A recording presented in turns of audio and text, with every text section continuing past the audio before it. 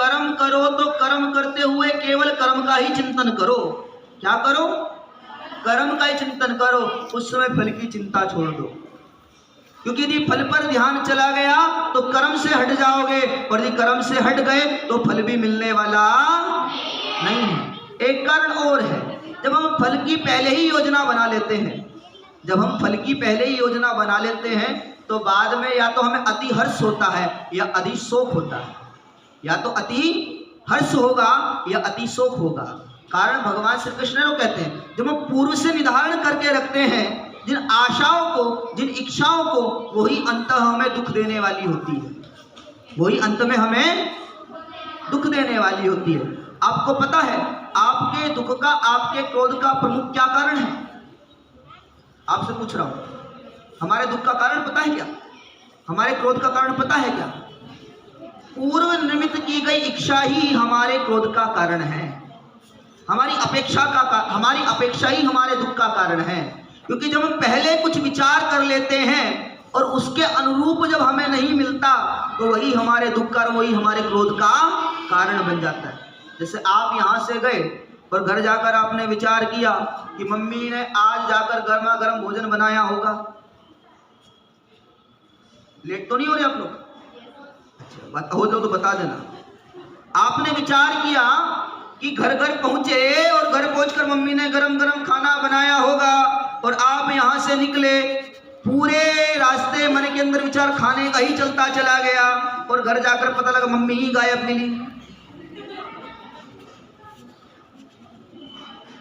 अब मम्मी तो है ही नहीं, खाना भी नहीं है।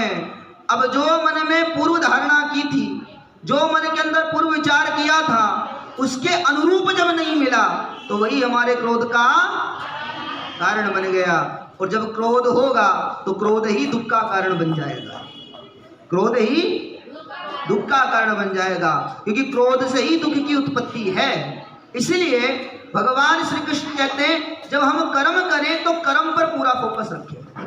किस पर रखें?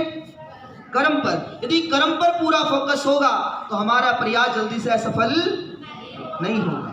एक और विषय होता है, जब हम कोई काम करते हैं तो काम को करते हमारे मन में विचार होता है कि इसमें हमें उत्तमता मिलेगी, लघुता मिलेगी, इसमें हम पास होने वाले हैं या फेल होने वाले हैं। और जब पास फेल चलता रहता है और कर्म का समय समय से निकल जाता है। यदि उसी समय हमने तैयारी करी होती तो आज हम कहीं और होते। तो कर्म पर पूरा ध्यान रखिए, कर्म फल की चेष्टाओं का त्याग कर दीजिए, कर्म फल की इच्छा का त्याग कर दीजिए। और आगे भगवान ने कर्म योग का महत्व बताया और तीसरा महत्व बताया भक्ति योग का। किसका? भक्ति योग का। एक ही, यदि एक शब्द में भक्ति योग को कहे तो उसका नाम है समर्पण। क्या नाम है?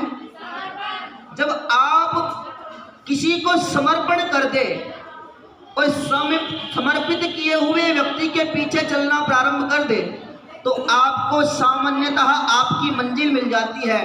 आपका जो एम है, आपका जो लक्ष्य है वो आपको मिल जाता है। लेकिन आजकल हमारे जीवन में समर्पण ही नहीं है। उसका कारण पता क्या होता है? जब टीचर हमें बोर्ड पर पढ़ाते होते हैं, जब टीचर हमें उपदेश करते होते हैं तो हमारा विचार क्या चलता है? ये तो हमें आता है। कई बार होता है ना हमारे साथ में, टीचर जो सवाल हमें बता रहे हैं, जो विषय हमें बता रहे हैं, हमने पहले ही तय कर लिया ये तो हमें आता है। और ये कब होगा? जब टीचर के प्रति समर्पण हमारा नहीं होगा।